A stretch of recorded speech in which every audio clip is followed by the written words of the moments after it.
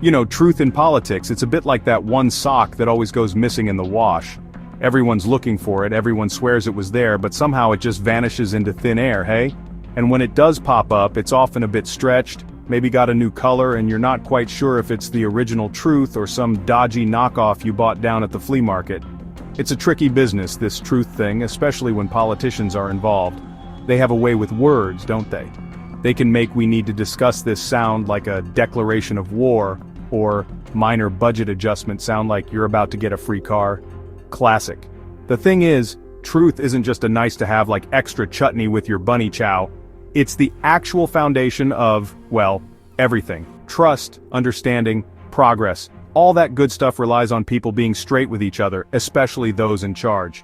When the truth gets twisted, or worse, completely ignored, it's like building a fancy skyscraper on a dodgy foundation of jelly and good intentions.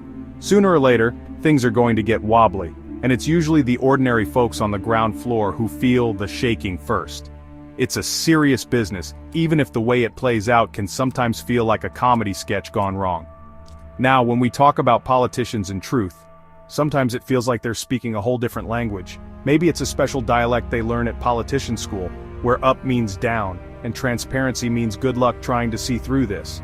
It's why we often need a whole army of fact-checkers, journalists, and sometimes just your average citizen with a good BS detector to try and figure out what's really going on. This isn't just a local problem, mind you. It's a global phenomenon, like a new TikTok dance that everyone unfortunately feels compelled to try, no matter how ridiculous they look. So when a big story kicks off, filled with accusations and denials, especially one that crosses borders and involves some very loud voices, it's important to take a step back, take a deep breath, maybe make a cup of rooibos, and then try to unpack it all piece by piece. Because somewhere in that mountain of claims and counterclaims, the truth is hiding. It might be a bit shy, a bit scared of all the shouting, but it's there, and finding it matters. It matters a lot, especially when the story is about your home, your people, and your future. Let's get into it, shall we? Alright, so, picture this. It's May 2025, the jacarandas aren't quite blooming yet, but something else is definitely in the air: international drama. Former US President Donald Trump, a man not exactly known for his quiet opinions, decided to weigh in on South Africa. Now, when America talks, people listen, even if they're sometimes wondering what on earth is being said. This time, Mr. Trump had some pretty heavy things to say. He met with our very own President Cyril Ramaphosa in the Oval Office, which sounds fancy. But the conversation itself was, let's say, a bit on the spicy side, like a peri-peri sauce you weren't quite ready for. Apparently Mr. Trump had been watching some videos, not cat videos unfortunately. These were videos of Julius Malema, the EFF leader, doing his usual rally thing, chants and all. Trump also had some photos, and he laid it out for President Ramaphosa. He was concerned about, and I quote, genocide against white people in South Africa. Aish, that's a big word. Genocide. It's not one you just throw around like house it at a braai. He also accused Malema of racism and violence, claiming white farmers were being systematically killed and persecuted. It was a full-blown accusation, right there in the White House. President Ramaphosa, to his credit, tried to pour some cold water on the flames. He told Trump these claims were completely false. Straight up, no messing around. But, as it often goes in these situations, convincing someone who's already made up their mind is like trying to teach a cat to fetch your slippers. It's a noble effort, but you're probably going to get scratched. Ramaphosa later admitted that despite the meeting seeming to go okay, Trump still had lingering doubts about genocide. Lingering doubts, hey? Like that smell after you've cooked fish, it just hangs around. This wasn't the first time Trump had waded into these waters. He'd previously tweeted about large-scale killing of farmers and land seizures, and even offered refuge to Afrikaner farmers. Adding to the tension, the US had recently granted asylum to nearly 60 Afrikaners, so this Oval Office confrontation wasn't entirely out of the blue. It was more like a storm that had been brewing for a while, and now the thunder was clapping right over Pretoria. And as a little cherry on top of this awkward cake, Trump then expressed uncertainty about attending the G20 summit due to be held in South Africa. It was a proper diplomatic headache. So, you've got these massive claims coming from one of the most powerful offices in the world. What does South Africa do? Well, you don't just sit there and say, "Ag, shame, I guess that's the story now." No, Mzansi pushed back. And not just a little bit. Leaders and experts from across the spectrum stepped up to say, hold on a minute, let's look at the actual facts here. It was like a collective whoa there, boet to the narrative being spun. And it wasn't just the government, it was a surprisingly united front, which, let's be honest, doesn't happen every day in South African politics.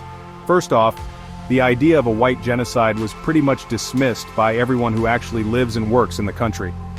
John Steenhuisen, the leader of the Democratic Alliance, the main opposition party, was clear no genocide. Jaco Kleinens from the Afrikaner rights group Solidarity, a group you'd think might be first in line if this were true, also refuted the claims. Even a South African judge in a related matter had previously called the whole genocide idea clearly imagined. It's like everyone in the class knows the answer, but one person outside keeps shouting the wrong one really loudly. Then came the numbers. Because numbers, when they're honest, don't lie. Police Minister Senzo Mchunu presented crime statistics. And guess what? These statistics didn't show any racial bias in farm killings. Farm attacks and murders are a horrific reality in South Africa, no doubt about it. They affect everyone in rural communities. Farmers, farm workers, black, white, everyone. It's a serious crime problem. But the data didn't support the narrative that white farmers were being targeted specifically because of their race, in some kind of orchestrated campaign of ethnic cleansing. That's a very different and much scarier picture that the facts simply didn't paint. It's important to understand this. South Africa has massive challenges. Crime is a huge one, and it affects all communities, often disproportionately the poorest. The legacy of apartheid means we're still grappling with deep inequalities. But using a term like genocide is not only inaccurate, it's incredibly dangerous. It inflames tensions, it distorts reality, and it makes solving the actual problems we face even harder. It's like pouring petrol on a fire you're trying to put out. The response from South Africa was clear. We have serious issues, but this narrative is not one of them. Let's focus on the real problems with real facts. Now let's talk about Julius Malema, or Juju as he's often known. You can't really discuss this whole saga without putting a spotlight on the leader of the Economic Freedom Fighters, EFF. He's a figure who, shall we say, doesn't shy away from a bit of drama. In fact, he often seems to embrace it like a long-lost friend. At 44 years old, Malema heads up a Marxist-Leninist party. Their signature policies? Things like the redistribution of white-owned land, often without compensation, and nationalization of mines and banks. These are big, bold ideas designed to shake things up, and they certainly get people talking. One of the main things that seems to get international attention, and was reportedly part of Trump's video montage, is the "Kill the Boer" chant. Boer, for those not in the know, is an Afrikaans word for farmer. But it's often used to refer to Afrikaans-speaking white people, descendants of European settlers. Malema has been seen and heard chanting "Kill the Boer, kill the farmer" at rallies, most notably at a big one in Johannesburg in 2023. Now that sounds pretty shocking, right? And for many it is. It's seen as deeply offensive, hateful, and an incitement to violence, particularly in a country with our history.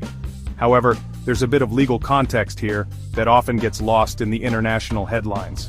In 2022, South Africa's Constitutional Court, our highest court, actually ruled on this chant. They found that when sung as part of a struggle song called Dubul Ibhunu, Shoot the Boer, it was a political statement reflecting a part of our history and struggle, not necessarily literal hate speech or a direct incitement to kill. This is a complex legal interpretation and not everyone agrees with it, obviously. Many still find the chant utterly unacceptable, regardless of the court's view on its protected status as political speech. Malema himself hasn't exactly tried to calm these waters. He's made other statements that have raised more than a few eyebrows. Things like, "We have not called for the killing of white people, at least for now," which, you have to admit, isn't the most reassuring thing to hear. He's also talked about wanting to cut the throat of whiteness. These are incendiary words, and they contribute to a climate of fear and division for some. Whether it's political theater, genuine revolutionary talk, or something in between, Malema's rhetoric is a central piece of this very complicated puzzle. Section 5. Beyond the Rally. A closer look at Malema's world. So, Julius Malema says these things, and the world, or at least parts of it, pays attention. When the news of the Trump-Ramaphosa meeting broke, with Malema being a key topic, Juju's response was typically dismissive. He called the Oval Office discussion about him a gossip session among older men in Washington. He even took to X, formerly known as Twitter, to state that no significant amount of intelligence evidence has been produced about white genocide. He's very good at projecting an image of being unfazed, like a seasoned poker player who just got dealt a tricky hand, but is determined not to show it. But it's not just his words that draw attention. The EFF, his party, has seen some shifts. In the 2024 elections, their share of the vote actually dropped to less than 10%. That's a notable decrease. Plus, two of the party's co-founders have also left, which often signals some internal ructions or disagreements about direction. So, while Malema commands a lot of media attention and has a dedicated following, especially among younger, disaffected South Africans, the party's electoral momentum has faced some headwinds. It's a reminder that a loud voice doesn't always translate into growing political power. Then there are the controversies that follow Malema around like his ever-present red beret. One of the biggest is the VBS Mutual Bank scandal. This bank collapsed in 2018, and many ordinary people, including municipalities in poor areas, lost their savings. There have been serious allegations that Malema and other EFF leaders improperly benefited from corrupt deals involving VBS money. Malema has denied receiving any VBS money. As recently as July 2024, the Democratic Alliance has been pushing hard for his prosecution, but so far, no charges have been successfully brought against him in this matter. This of course leads to a lot of public debate. And it's not just VBS. Critics often point to Malema's lifestyle, the nice houses, the expensive tastes, and say it contradicts his image as a champion of the poor and a revolutionary socialist. It's an easy target for his opponents, who paint him as someone saying one thing and doing another. Furthermore, his open support for Hamas following the October 7, 2023 attack on Israel, including calls to arm them and close the Israeli embassy in South Africa, has also stirred significant controversy both at home and abroad. Analysts have even suggested that Trump might push for sanctions against Malema under the Global Magnitsky Act, citing these Hamas links and the VBS scandal. So there's a lot more to the Malema story than just the chance. Section 6, The Real South Africa, a land of complexity, not caricature. To really get what's going on, or rather what's going on in terms of a white genocide, you need to understand a bit about South Africa. We're not just a headline, hey? We're a whole, complicated, beautiful, messy country of about 60 million people. And within that you have the Afrikaner community. These are folks descended mainly from 17th century Dutch, German and French settlers. They speak Afrikaans, a language unique to this part of the world, and there are over 2.5 million of them, making up about 4% of the population. They were, of course, central to the apartheid regime, the system of racial segregation that officially ended in 1994. That history of apartheid is crucial. You can't talk about South Africa today without acknowledging it. It created deep systemic inequalities that we are still, 3 decades into democracy, trying to undo. For instance, economically, white South Africans, who make up about 7.7% of the economically active population, still hold a disproportionate number of top management posts, around 62.1%, according to some figures. Generally speaking, many white South Africans are still economically better off than the black majority. This isn't to say every white person is rich, and every black person is poor, not at all. But the averages, the broad strokes, still show the legacy of a system designed for inequality. The Democratic government since 1994 has implemented policies aimed at addressing these historical imbalances. You'll hear terms like Black Economic Empowerment, BE, and employment equity. The goal of these laws is to give Black South Africans, as well as colored and Indian South Africans, who were also disadvantaged by apartheid, a fairer chance in the economy and workplace. These policies are themselves often debated. Some say they're essential for transformation, others criticize them for sometimes leading to corruption or tokenism, or for not being effective enough, or even for marginalizing certain groups, including sometimes, ironically, younger black people who don't have political connections. So, when you hear claims about the persecution of white people, it's important to see it against this backdrop. There are genuine anxieties among some white South Africans about their future, about economic opportunities, about crime. These are valid concerns that need to be heard. But to frame these anxieties as an orchestrated genocide is a massive leap, and one that ignores the much more complex reality of a nation still healing from deep historical wounds and trying to build a more equitable society for its citizens. It's a slow, often frustrating process, like trying to untangle a really knotted fishing line. Section 7. Digging deeper land, laws, and livelihoods in SA. One of the hottest potatoes in South Africa, and something that often gets linked to these fearful narratives, is land. The land issue is deeply emotional and historically charged. During colonialism and apartheid, the vast majority of land was taken from black South Africans and reserved for white ownership. So when the EFF and even some within the ruling ANC talk about land expropriation without compensation, it's tapping into a very real historical injustice. The idea is to return land to the black majority and address the skewed ownership patterns that persist today. It's a debate that's been going on for years, with strong opinions on all sides. The government's approach to land reform has been, let's say, cautious and often slow. There are legal frameworks and processes, but the pace of redistribution has frustrated many. This frustration fuels more radical calls. However, the fear among some white landowners is that this could lead to chaotic land grabs and the destruction of productive farms, Zimbabwe style. This fear is often amplified by international commentators who might not grasp the full legal and political discussions happening within South Africa. It's not as simple as they're coming for all the white farms tomorrow. There are constitutional protections and ongoing debates about how to do this fairly and sustainably. Then you have other economic policies like the broad-based Black Economic Empowerment (BBBE) codes. These are designed to increase black ownership, management, and skills development across the economy. One particular aspect that got international attention recently came from Elon Musk. Yes, that Elon Musk. He claimed his Starlink internet service couldn't operate in South Africa because of racist ownership laws requiring 30% black ownership. Now that's a strong claim. However, South Africa's communications regulator, ICASA, quickly responded, saying Starlink had actually never even applied for a license to operate in the country. So it was a bit of a Twitter storm in a teacup, really. These policies, whether about land or business ownership, are part of South Africa's attempt to transform its economy and make it more inclusive. They are not without their challenges and criticisms, as I mentioned. Some argue they create new elites or hinder investment. Others say they don't go far enough or fast enough. But to portray them as tools of racial persecution against white people is a misrepresentation. They are intended to address the past racial persecution. The debate in South Africa is mostly about best to do that, not whether it should be done. It's a nuanced discussion, not a simple case of heroes and villains. Section 8. When stories travel. The global impact of misinformation. It's one thing to have these debates and controversies within South Africa, where people hopefully have a bit more context. It's another thing altogether when these stories, especially the really scary ones like white genocide, go international.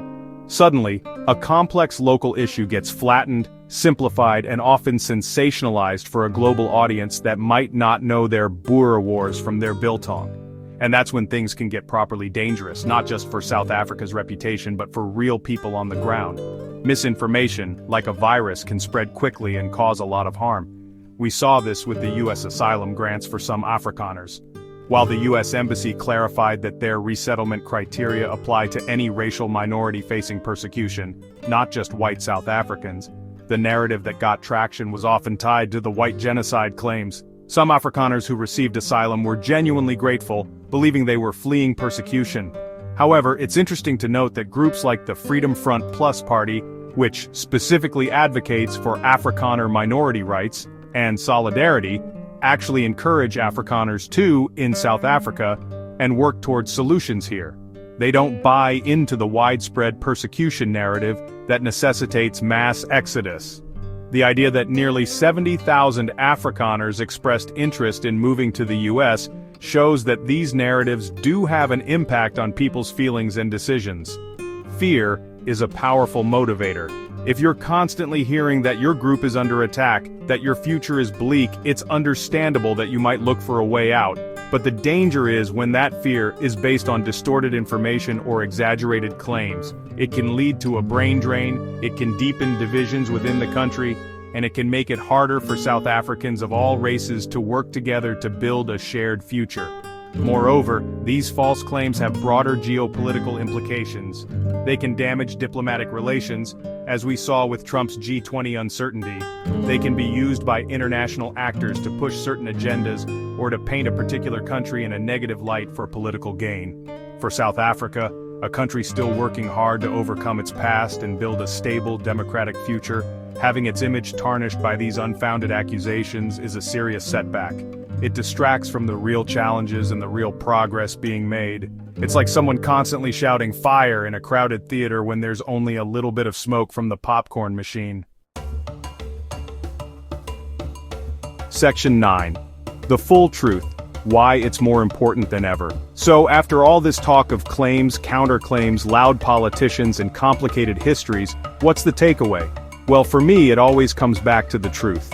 Not the convenient truth, not the truth that fits neatly into your pre-existing beliefs, but the actual, sometimes messy, often nuanced, full truth. In a world saturated with information, or should I say misinformation, being able to sift through the noise and find the facts has become a superpower. And it's a superpower we all need to cultivate, especially when the stakes are as high as they are with claims of genocide or widespread persecution. The controversy around white genocide in South Africa is a perfect example of why this matters. It shows how a narrative, amplified by influential voices and fueled by fear, can take on a life of its own, even when confronted with overwhelming evidence to the contrary from people on the ground, including those it supposedly champions. It highlights the responsibility that politicians, the media, and even individuals on social media have in how they share and interpret information. Words have consequences, stories shape realities, and false stories can create very real, very negative outcomes, from damaged reputations to eroded trust, and even international incidents. For South Africa, the path forward involves honestly confronting its many challenges: crime, inequality, unemployment, the slow pace of transformation. These are the real struggles. They require real solutions, based on real data and genuine dialogue, not on fear-mongering or divisive rhetoric, whether it comes from within the country or from outside. Debunking false narratives is important, but so is focusing energy and resources on addressing the root causes of people's frustrations and anxieties. It's about building a South Africa where everyone feels safe, has opportunities, and believes in a shared future. That's a much harder job than shouting slogans. Ultimately, the politician, or any person for that matter, who fears the truth, is often someone who benefits from an alternative version of events. But truth has a funny way of sticking around. It's resilient. It might get buried for a while, it might get twisted out of shape, but it tends to find its way to the surface eventually. Our job, as citizens of this interconnected world, is to be diligent seekers and spreaders of that truth. Because only by understanding the world as it truly is can we hope to make it any better. And that, surely, is a goal worth striving for, no matter how noisy the distractions get.